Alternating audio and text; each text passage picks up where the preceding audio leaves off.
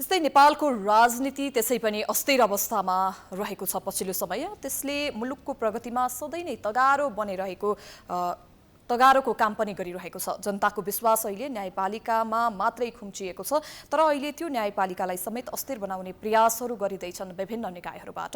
आज हामी democratic liars एसोसिएसनका पूर्व सचिव तथा अधिवक्ता सीताराम केसीसँग यसै विषयमा कुराकानी गर्नेछौँ।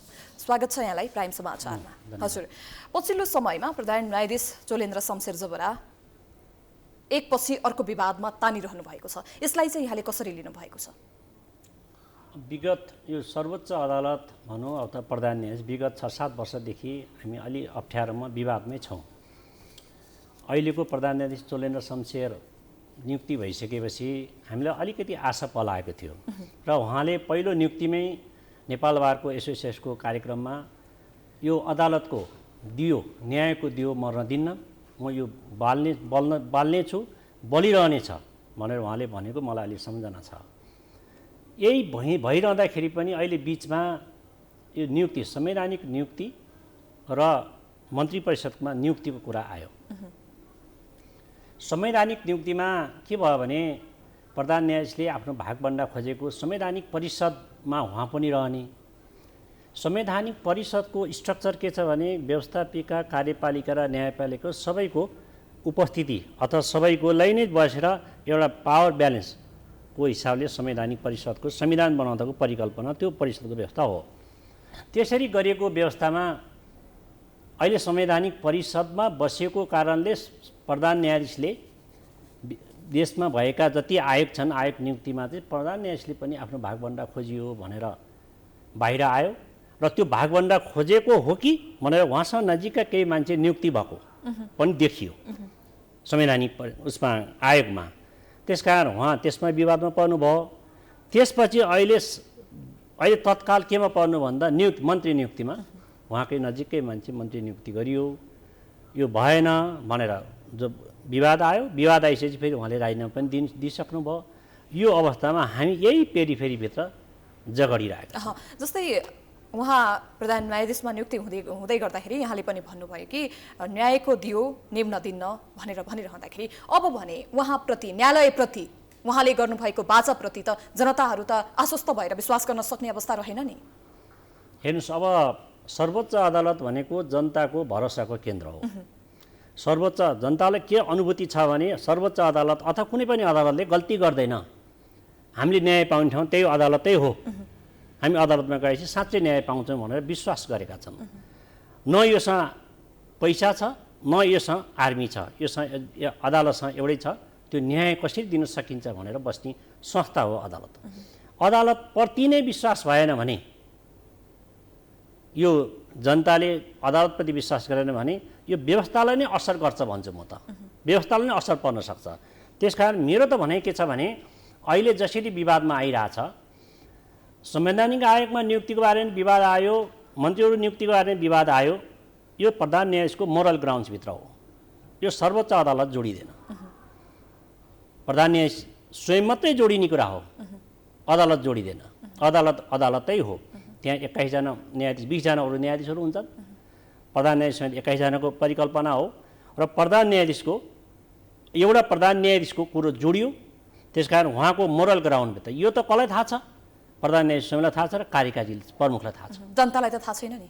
अब जनतालाई थाहा छ, थाहा छैन भन्दा पनि जनताले चाहिँ के भयो भने आएको नियुक्तिमा उहाँको नजिकका मान्छेहरू नियुक्ति भयो हुनाले त्यसलाई पनि हो कि भनेर भनियो र मन्त्री नियुक्तिमा जब विवाद आयो, जो मान्छेको नाम किटियो उहाँले राजीनामा दिनुभयो। राजीनामा दिनुभएपछि साँच्चै यही कुरो रहेछ भन्ने कुरो चाहिँ आएको हुनाले पक्कै पनि प्रधान न्यायाधीशले संवैधानिक आयोगमा नि भाग खोजेको र क्याबिनेटमा नि भाग खोजेको हो कि भनेर अनुमान गर्ने ठाउँ चाहिँ रह्यो। जस्तै यहाँले भन्नुभयो कि यो अदालतसँग, सर्वोच्च अदालतसँग जोडिँदैन, एउटा प्रधान न्यायाधीशसँग मात्रै जोडिएको कुरा हो भनिरहँदाखेरि देशभरको नयाँ प्रशासनलाई, न्याय प्रशासनलाई प्रभावकारी बनाउने जिम्मा लिएर उहाँ त्यहाँ जानुभयो र पनि यसरी उहाँलाई आरोपहरू निरन्तर रूपमा लागिरहेका छन् होइन। उहाँले गर्नुभएको छ या छैन उहाँ स्वयं आफैलाई पनि थाहा होला, तर विवादमा निरन्तर तानिरहँदाखेरि समग्र न्यायालयमा त प्रभाव पर्छ होला नि। कस्तो खालको चाहिँ प्रभाव पर्छ त? हेर्नुहोस्,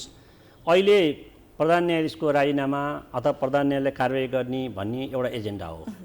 उहाँले कति भाग खोज्नुभयो त्यो कार्यकारीलाई थाहा छ अथवा संवैधानिक परिषदलाई थाहा छ। हामी जनताले यतिसम्म अनुमान गर्न सकिन्छौँ। हामीले अहिले हेर्नुपर्ने कुरो के हो भने हामीले साँच्चै न्यायपालिका भित्र शुद्धिकरण छ कि छैन, जनताले छिटो न्याय पाएको छ कि छैन, त्यति मात्रै हेरिदिनुहोस्। न्यायपालिकालाई शुद्धिकरण जरुरी छ कि छैन, त्यहाँ जान जरुरी छ। आज के छ, मुद्दा पेशी भन्यो, पेशीको दिन बहस गर्न पाइँदैन। 20-25 30वटा मुद्दा पेशी हुन्छ। सुदूरपश्चिमबाट सुदूरपूर्वबाट क्लाइन्टहरू अथवा पीडितहरू अथवा न्यायकर्मीहरू आएका उसमा पीडित व्यक्तिहरू आएका हुन्छन्। उनीहरूले न्याय पाउँदैनन्, फर्केर जान्छन्। बाजेको पालामा मुद्दा चलेको नातिको पालासम्म फैसला भएको छैन। अब न्याय पाए त अझ गर्नुपर्ने, म त अहिले नै भन्छु न्यायपालिकाभित्र शुद्धिकरण जरुरी छ। न्याय छिटो छरितो कसरी जनतामा पुर्याउन सकिन्छ त्यो हेर्न जरुरी छ। यो त मोरल मोरल दायित्वभित्र पर्छ, प्रधान न्यायाधीशको मोरल दायित्वभित्र पर्छ। यदि उहाँले यो भाग खोजेको हो भने उहाँले भाग खोज्न पाउनुहुन्न। संवैधानिक परिषदको व्यवस्था त्यो होइन, उहाँले भाग खोज्न पाउनुहुन्न। भाग खोजेको हो भने उहाँलाई कार्यकारी, हामीसँग चाहिँ कार्यकारी छ त, कार्यकारी प्रमुख हुनुहुन्छ, व्यवस्थापिका छ, त्यही अनुसारको कारबाही उहाँहरूले अगाडि बढाउने कुरा हो।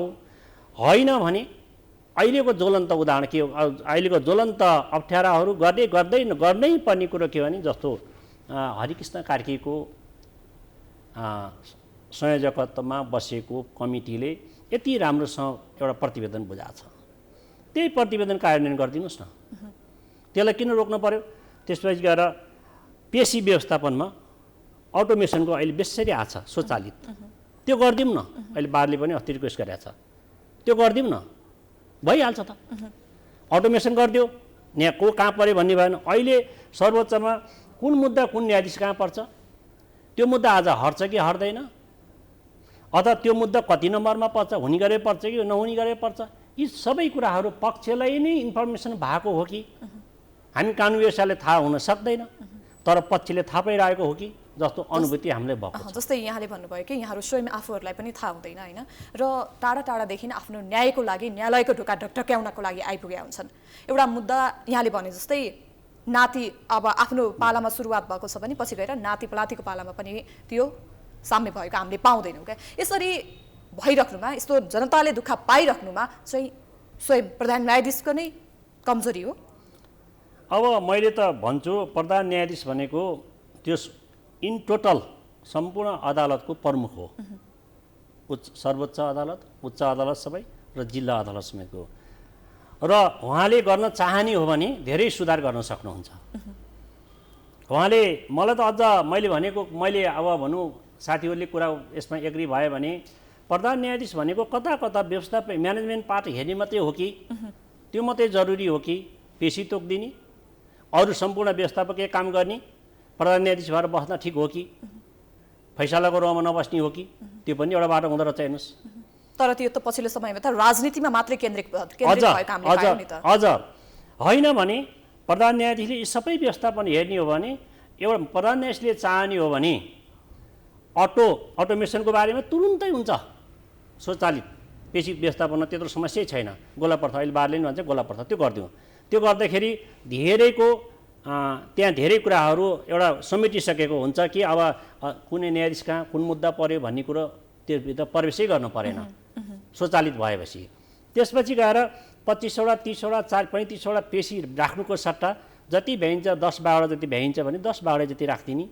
त्यसपछि कुन चाहिँ मुद्दालाई प्रिफरेन्स दिने त, कुन मुद्दालाई दिने हुन्छ के भने जस्तो ज्यान मुद्दामा सजाय पाएर उच्चबाट सजाय पाएर बसिएको मान्छे 5 वर्ष कैद भए हुन्छ, सर्वोच्चमा फैसला हुँदा 7 वर्ष पुग्छ, उसले त्यही 5 वर्ष कैद भुक्तान गर्नलाई सर्वोच्चले सुरु सदर गरिदियो भने 2 वर्ष बढी बस्छ, त्यो पीडित भयो कि भएन। त्यही कारण यस्ता कुरामा हेरिदिनुपर्छ। यो अहिले मार्केटमा जे जति आइरहेछ यो त्यही मोरल, अहिले नि भन्छु म उहाँभित्रको मोरल ग्राउन्डभित्रको कुरा हो। यो उहाँले गर्न पाउने कुरो होइन, संवैधानिक परिषदमा बसेकै कारणले भागवण्डा चाहिँ खोज्न पाइन्छ। भनेपछि हाम्रो नेपालमा हाम्रो जनतालाई चाहिने खालको प्रधान न्यायाधीश चाहिँ कस्तो खालको चाहिँ हुनुपर्छ यहाँको विचारमा? एउटा यस्तो प्रधान न्यायाधीश सर्वोच्चमा आइदिए हुन्थ्यो जसले मेरो मान्छे नभन्ने, सबै हाम्रा मान्छे, त्यसपछि न्याय दिलाउने। तपाईँ हामीले अझ अलिकति पहिला फर्केर हेर्ने हो भने 70 भन्दा उताका न्यायालयहरू हेर्दाखेरि लाग्छ सर्वोच्चको प्रधान न्यायाधीश को छ अथवा सर्वोच्चको न्यायाधीशहरू को छ भनेर हामीले सुन्थेनौँ होला।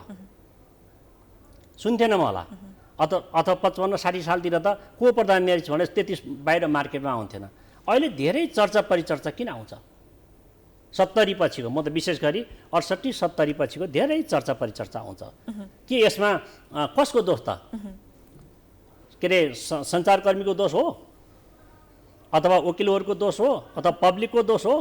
तर म दोषी म हो भनेर त कोही पनि आउँदैन। त्यसकारण त्यो किन चर्चा परिचर्चा आउँदो रहेछ भने यो कुनै कुरो नसोचेको कुरो, नयाँ एजेन्डा प्रवेश गरेपछि त्यो बाहिर आइहाल्दो रहेछ। कसैलाई यो मान्छेले पक्कै यति सजाय हुन्छ भनेर कसैले सोचिरहेको हुन्छ, त्यो मान्छे छुट्यो भने यस्तो भयो भन्ने हुन्छ। यो मुद्दामा यही फैसला हुन्छ भनेर अहिले सचेत नागरिक भएको कारणले पनि यो धेरै कुराहरू बाहिर आछ। तर प्रधान न्यायाधीश कस्तो हुनुपर्छ भन्नुहुन्छ भने प्रधान न्यायाधीशले साँच्चै सुधार गर्न चाहने हो भने न्यायपालिका सुधार गर्न सक्छ, स्वार्थ हुनुहुन्न र साँच्चै न्याय दिलाउँछु भन्ने किसिमको प्रधान न्यायाधीश आयो भने न्यायपालिकामा सुधार हुन्छ। प्रधान न्यायाधीशमाथि पछिल्लो समयमा हमला पनि अमूर्त विषयलाई लिएर गरिरहेछ होइन? गजेन्द्र हमाल प्रधान न्यायाधीश चोलेन्द्र शमशेर राणाको जेठान हुनुहुन्छ होला, तर कङ्ग्रेसका पुराना कार्यकर्ता पनि त हुनुहुन्छ नि उहाँ। अब कुनै न्यायाधीशसँग नाता जोडिएका व्यक्तिले के राजनीति गर्नै नपाउने हो त? के भन्नुहुन्छ यहाँ? मैले अघि भने त्यो कुरो कार्यकारीलाई र प्रधान न्यायाधीशलाई मात्रै थाहा छ। या यो के अरे कार्यकारीको आफ्नै कोटाभित्रको मन्त्री थियो कि प्रधान न्यायाधीशले दिएको थियो त? उहाँले राजीनामा दिनुभयो, उहाँ नियुक्ति हुनुभयो, राजीनामा दिनुभयो भनेपछि यसमा फल्ट देखियो। अब यहाँ उहाँहरू दुईटालाई मात्रै थाहा छ। त्यही त अघि नै मैले भने संवैधानिक परिषदमा बसेको कारणले उहाँले भागभन्डा खोजेको भने खोज्न पाउनुहुन्न, यो मोरल ग्राउन्डभित्र पर्छ। त्यसकारण गजेन्द्र हमाल को थियो, के थियो, काङ्ग्रेसको पुरानो कार्यकर्ता, कार्यकारीलाई थाहा छ। काङ्ग्रेसकै नेतृत्वमा प्रधानमन्त्री हुनुहुन्छ, उहाँलाई थाहा हुनसक्छ। तर यसमा उसको हो कि होइन के हो भन्ने कुरा हामीले अहिले भन्न सक्ने अवस्था हुँदैन। त्यस्तै यो राजीनामा नदिए अब संसद नै हटाउनु पर्ने आह्वान गर्ने हो कि एउटा व्यक्तिसँग चित्त नबुझ्दैमा पुरा न्यायपालिकामाथि नै विश्वास गर्न मिल्ला कि नमिल्ला भन्ने एउटा सबैको चासोको विषय पनि बन्दै आएको छ के पछिल्लो समयमा? यसलाई चाहिँ यहाँले के भन्नुहुन्छ? हेर्नुहोस्, संवैधानिक आयोग र मन्त्री परिषदको नियुक्तिमा साँच्चै प्रधान न्यायाधीशले भागभन्डा खोजेको हो भने त्यो उहाँले खोज्न पाउनुहुन्न। त्यो कार्यकारीलाई पनि थाहा छ, पार्लियामेन्टेरीहरूलाई पनि थाहा छ, दलहरूलाई थाहा छ। अब राजीनामाको कुरो उहाँको मोरलभित्रको कुरो हो। न्यायपालिकाभित्र शुद्धिकरण जरुरी छ, छिटो छरितो न्याय दिन जरुरी छ भन्ने कुरो मैले अघि नै निवेदन गरेँ। अबको आवश्यकता के हो भने यदि त्यो भित्रै छ र उहाँले आफ्नो भागभन्डा खोजेको छ भने दलहरूले लिने निर्णय हो त्यो। हेर्नुहोस्, दलहरूले लिन सक्छन्। साँच्चै हो भने त्यस्तो किसिमको न्यायपालिका अथवा त्यस्तो किसिमको प्रधान न्यायाधीश त्यस्तो किसिमको संवैधानिक परिषदको सदस्य दलहरूको परिकल्पना पनि होइन, संविधानको परिकल्पना पनि होइन।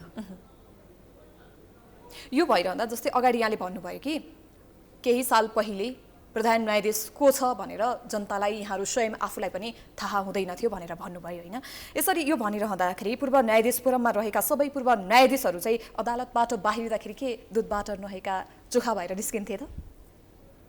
हो, अब पूर्व न्यायाधीशहरूको विज्ञप्ति पनि आयो। त्यो उहाँहरूको संस्थागत विज्ञप्ति उहाँहरू चाहिँ लिमिटेसन उहाँकै पेरिफेरीभित्र रहन्छ। तर मैले चाहिँ अहिले पनि के भन्छु भने उहाँहरूले विज्ञप्ति निकाल्न साथै यही हुनसक्छ भनेर परिकल्पना गर्न पनि मिल्दैन। नेपाल बारले जसरी न्यायपालिका शुद्धिकरण, आन्तरिक शुद्धिकरण र छिटो छरितो न्याय र अहिले अटोमेसनको बारेमा नेपाल बारले भनिरहेछ नि, मलाई नेपाल बारले उठाएको इस्यु नै म त्यो चाहिँ नजिक छु जस्तो लाग्छ।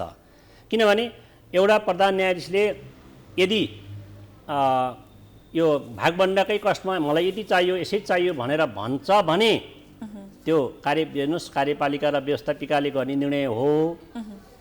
राजीनामा उहाँको मोरल ग्राउन्ड्सभित्र पर्छ। प्रधान न्यायाधीशले उहाँले माग्नै नपाउने कुरो मागे हो। यदि मागेको हो भने त्यो सर्वोच्चको प्रधान न्यायाधीश भन्ने पोस्टलाई, त्यो गरिमामय पोस्टलाई त्यसलाई बचाउनुपर्छ। त्यो बचाउनलाई पनि उहाँले उचित निर्णय लिनुपर्छ। अन्यथा नेपाल बारले जसरी आन्तरिक शुद्धिकरण जरुरी छ, हरिकृष्ण कार्कीको कमिटी जुन छ त्यसले गरेको प्रतिवेदन छ यो कुरा त्यो आइरहँदाखेरि प्रतिवेदनलाई चाहिँ त्यसो भए जसरी पनि कार्यान्वयन माग्ने गलत कि दिने गर्नुपर्छ। चाहिँ गलत, त अब कसलाई चाहिँ गलत भनेर ठहर्याउने त हामीले? हजुर। माग्ने चाहिँ गलत कि दिने चाहिँ गलत, त अब कसलाई चाहिँ गलत यो गलत हो भनेर ठहर्याउने त अब? कार्यकारी उसमा मन्त्री दिनेमा होइन, माग्ने र यसरी संवैधानिक परिषदमा राखेकै भरले तपाईँले यस्तो कुरो योभन्दा पहिले त सुन्न पाउनु भएको थिएन त। गलत को गलत छैन भन्नुभन्दा पनि योभन्दा पहिले सुन्न पाइएको थिएन, अहिले सुन्न पाइयो। संवैधानिक परिषदको सदस्य भएकै कारणले सुनेको हो त, अथवा प्रधान न्यायाधीश हुँदाखेरि यो माग्नु भएको थियो त? प्रधान न्यायाधीश भएको कारणले मागेर छ त? के हामी संवैधानिक परिषदको चाहिँ स्ट्रक्चरै खराब छ कि त? को गलत छोडिदिनुहोस्, कसले दियो कसले दियो छोडिदिनुहोस्, त्यो पनि छोडिदिनुहोस्, तर त्यो स्ट्रक्चरै खराब हो त। त्यसरी न्यायपालिका जस्तो संस्था, न्यायपालिकाको प्रमुख जस्तो व्यक्तिले मलाई यो चाहिए ऊ चाहिए भन्छ, त्यो कार्यपालिकासँग लोयल भइगयो त, कमिटीसँग लोयल भइगयो त, अनि जनताले कसरी न्याय पाइन्छ? को खराब अथवा को राम्रो छोडिदिनुहोस्, तर यो प्रक्रिया जे भएको छ यदि हो भने यो गलत हो। तर आवश्यक छ नि को गलत छैन भनेर यसलाई निचोडमा पुर्याउन त हो। त्यो आवश्यकता के हो भने कार्यकारी यदि साँच्चै मन्त्री मागेको भए कार्यकारी प्रमुखलाई थाहा छ, दलको नेता, पार्लिमेन्टेरियन, त्यहाँ एउटा बाटो छ संविधानको बाटो, त्यो हो भने आएको माया भयो भने त्यो थाहा छ। हिजो केपी ओली हुनुहुन्थ्यो, आज शेरबहादुर देउवा हुनुहुन्छ, दुवै दल ठुल्ठुला दल हुन्। यी दलका नेताहरूले चाह्यो भने दलले जे पनि निर्णय गर्न सक्ने अवस्था छ, तर माग्न पाइँदैन। मागेको हो भने त्यहाँ क्लियर हुन्छ। अब अरू चाहिँ मोरल ग्राउन्डभित्र मैले अघि नै भने पछिल्लो समयमा प्रदेशमा छलफल गराउने तर निर्वाचन नगराउने यस्ता खालका प्रक्रियाहरू पनि चलिरहेका छन्। बारम्बार, एकचोटि होइन दुईचोटि होइन, बारम्बार यस्ता प्रक्रियाहरू चलिरहेका छन्। यो भइरहँदाखेरि कार्यपालिका जुन निर्वाचन गराउने कार्यपालिका, न्यायपालिका र व्यवस्थापिकामा पनि त यस्ता खालका प्रश्नहरू उठ्न सक्छन् नि। यस विषयमा चाहिँ यहाँको के भनाइ छ? प्रदेशमा चाहिँ छलफल गराउने तर निर्वाचन नगराउने खालका प्रक्रियाहरू पछिल्लो समयमा भइरहेको छ। यस विषयमा त व्यवस्थापिकामा पनि प्रश्न उठ्लान् नि। प्रदेशको कुरा गरेर तपाईँले यो प्रदेश हो। यो प्रदेशको कुरो के हो भने अहिले संवैधानिक व्यवस्था अनुसार प्रदेशमा यति दिनभित्र विश्वासको मत लिने अथवा यसले नियुक्ति गरिसक्ने पनि प्रावधान छ। जस्तै यही एउटा अहिले बागमती प्रदेशकै विवाद आइरहेको होला, त्यसले उठाउनु खोज्नु भयो होला। जसरी त्यो विवाद यति दिनभित्र लिने भनेर संवैधानिक व्यवस्था भइसकेपछि त्यति दिनभित्र हुनुपर्दछ। र अहिले जुन मतदानको कुरो, मतदानको मिति तोकिसकेपछि त्यो दिन मतदान नगरेर त्यसको फेरि अर्को मिति तोकिनु भनेको संवैधानिक परिकल्पनाभन्दा बाहिर हो। संवैधानिक परिकल्पना त्यो बाहिर हो। त्यही दिने अहिलेसम्म मलाई लाग्छ हाउसमा मतदानको मिति तोकिसकेपछि अर्को मिति तोकेको छैन, मलाई जानकारी छैन। मैले सुने बागमती प्रदेशमा चाहिँ अस्ति 4 गतेलाई थियो के अरे, अहिले 10 गतेलाई राखेको छ। त्यसरी गर्यो भने अब हामीले सोचेको संवैधानिक व्यवस्थाको खिलाफमा हुनसक्छ। त्यो खासै त्यसलाई चाहिँ अब त्यसलाई के भन्न सकिन्छ भने सभामुखले आफूले पदको सदुपयोग नगरेको 4 गते गरेपछि 4 गते गरिदिनुपर्छ होला। हामीले मसँग यतिसम्म लुपहोल छ र यतिसम्म चल्न सक्ने समय छ, दिन छ भनेर उहाँले खेल्न खोज्नु होला। तर त्यो के जाने संवैधानिक व्यवस्था भएको हुनाले जति दिनभित्र गर्नुपर्ने भनेको छ त्यति दिनभित्र गर्नुपर्छ। र जुन दिनको लागि मतदान भने तोकेको छ त्यही दिन मतदान किन गर्नुपर्छ भने यदि त्यो दिन मतदान भएन भने अरू खेल फर्क हामी त देखेका छौँ। संसद किनबेचको कुरा पनि हामी कहाँ नभएको होइन, संसदहरू कहाँ कहाँ पुगेको पनि हामीले देखेकै हुन्। त्यस कारण यसो गर्नु हुँदैन। यसो गर्यो भने यो गलत हुन्छ। एउटा प्रक्रिया गलत हुने भावनाले त्यसरी गर्नु हुँदैन। त्यो अधिकारको दुरुपयोग गरेको भन्छु।